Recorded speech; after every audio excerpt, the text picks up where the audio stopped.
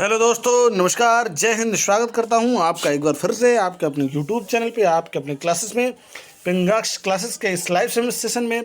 हमारा जो सेशन है आज का जीके का है, हिस्ट्री जीके है। आज के दिन का जो 15 क्वेश्चन है वो हिस्ट्री से लिया गया है और ये बहुत ही महत्वपूर्ण प्रश्न है, बहुत ही इंपॉर्टेंट प्रश्न है, बहुत ही फ्रूटफुल क्वेश्चंस हैं, क्योंकि आपने ऐसे क्वेश्चन देखे होंगे बिल्कुल, और दिमाग में आता है कि हमको ये चीज़ पता है और पता होते हुए भी वो स्किप कर जाता है। तो ये बहुत ही शानदार प्रश्न है, इनको नोट करेंगे और अपनी तैयारी को आगे बढ़ाएंगे। तो चलिए सेशन को स्टार्ट करते हैं। उससे पहले आपसे रिक्वेस्ट करूंगा, चैनल पे पहली बार है तो चैनल को सब्सक्राइब कर लीजिएगा, बेल आइकन को प्रेस कर दीजिएगा ताकि सबसे पहले नोटिफिकेशन आपको मिल सके।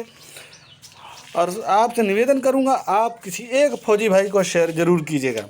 चलिए स्टार्ट करते हैं आज का ये दिन। Static GK for army aspirants, army की उम्मीदवारी के लिए।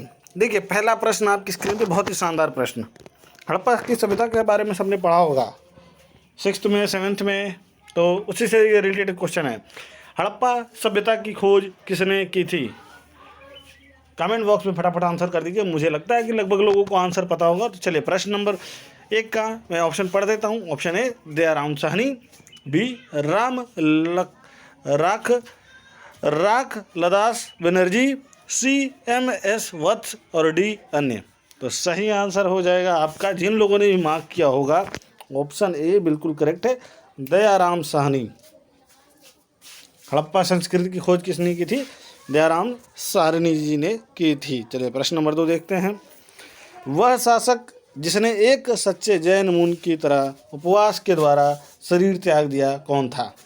बताइए वो कौन सा शासक था, एक सच्चे मुनि की तरह अपने शरीर को त्याग दिया, उपवास करके त्याग दिया? Option A Bindusar, B Ashok, C Chandragupta Maurya और डी अन्य। तो बहुत ही इंपॉर्टेंट क्वेश्चन है ये, सबको पता होगा, दोबारा पढ़ देता हूँ। वो कौन सा शासक था जिसने एक सच्चे मुनि की तरह अपना प्राण त्याग दिया उपवास करके? तो जिन लोगों ने मार्क किया होगा, ऑप्शन सी बिल्कुल करेक्ट है, चंद्रगुप्त मौर्य। चंद्रगुप्त मौर्य ये हैं जिन्होंने ऐसा किया था। बहुत इंपॉर्टेंट क्वेश्चन है ये, वेरी इंपॉर्टेंट क्वेश्चन। चलिए प्रश्न नंबर 3 देखिए। तराइन का प्रथम युद्ध 1911 ईस्वी किसके मध्य लड़ा गया था? देखिए एक प्रश्न ये बढ़ता है कि तराइन का प्रथम युद्ध कौन सी ईस्वी में लड़ा गया था। तो आपका ऐसा प्रश्न आता है तो आप ये आंसर देख लीजिए, 1191 ईस्वी में। अब किसके मध्य लड़ा गया था? ऑप्शन आपके सामने है। ए मोहम्मद गौरी और भीम, बी मोहम्मद गौरी और पृथ्वीराज, सी मोहम्मद गौरी और जय सिंह और डी मोहम्मद गौरी और अजयपाल। तो सही आंसर है आपका ऑप्शन बी, मोहम्मद गौरी और पृथ्वीराज। जिन लोगों ने मार्क किया होगा, ऑप्शन बी बिल्कुल करेक्ट है। किसके मध्य लड़ा गया था? मोहम्मद गौरी और पृथ्वीराज तृतीया के बीच। चलिए प्रश्न नंबर 3 देखिए। 4 देखिए। बंगाल को मुगल साम्राज्य से पृथक कर स्वतंत्र किया। बताइए दोस्तों किसने किया? ऑप्शन आपके सामने है। ए मुर्शिद कुली खां, बी सादत खां, सी सरफराज खां और डी अन्य। दोबारा पढ़ देता हूँ ये प्रश्न। बंगाल को मुगल साम्राज्य से पृथक कर स्वतंत्र किया, किसने किया? ए मुर्शिद कुली खां, बी सादत खां, सी सरफराज खां और डी अन्य। तो सही आंसर है, जिन लोगों ने मार्क किया होगा, ऑप्शन ए बिल्कुल करेक्ट है, मुर्शिद कुली खां। इन्होंने बंगाल को मुगल साम्राज्य के पृथक करके किया था। चलिए प्रश्न नंबर 5 देखिए। ये बड़ा शानदार प्रश्न है। विधवा पुनर्विवाह कानून कब बना? विधवा का दोबारा शादी कर दिया है, ये कानून कब आया? ऑप्शन ए 1853 ईस्वी में, और ऑप्शन बी 1856 ईस्वी में, ऑप्शन सी 1863 ईस्वी में और ऑप्शन डी 1865 ईस्वी में। ये भी बहुत ही शानदार प्रश्न है और बहुत ही इंपॉर्टेंट क्वेश्चन है।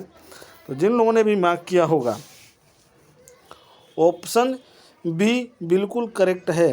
1856 ईस्वी में विधवा पुनर्विवाह कानून बन गया था। 1856 ईस्वी से ये चला आ रहा है।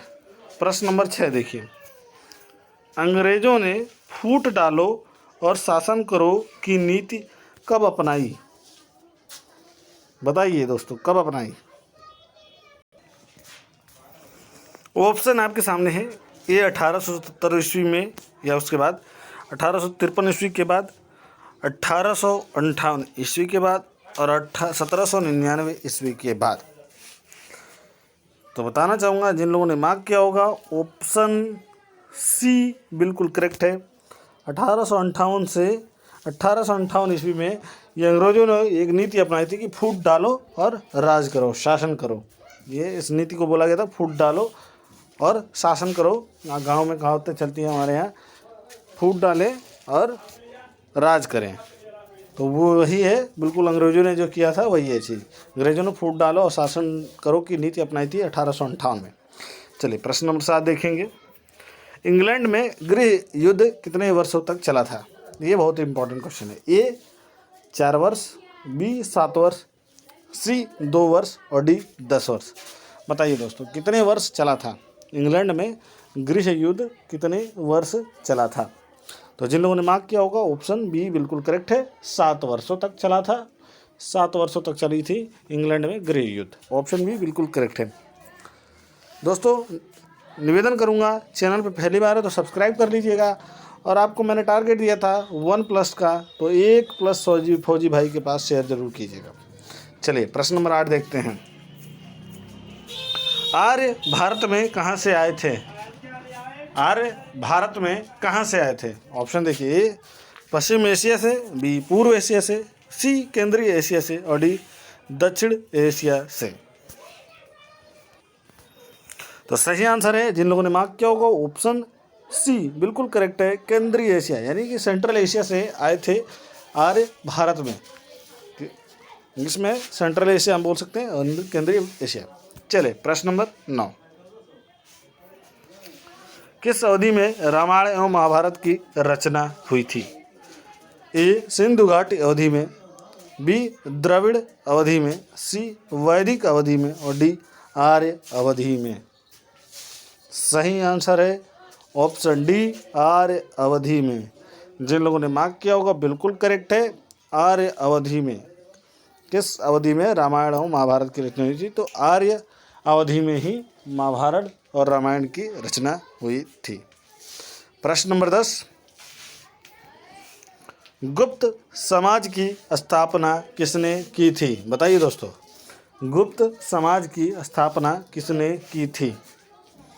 ऑप्शन है ए हर्षवर्धन, बी चंद्रगुप्त, सी समुद्रगुप्त और डी ब्रह्मगुप्त। बहुत ही शानदार प्रश्न है। गुप्त समाज की स्थापना किसने की थी?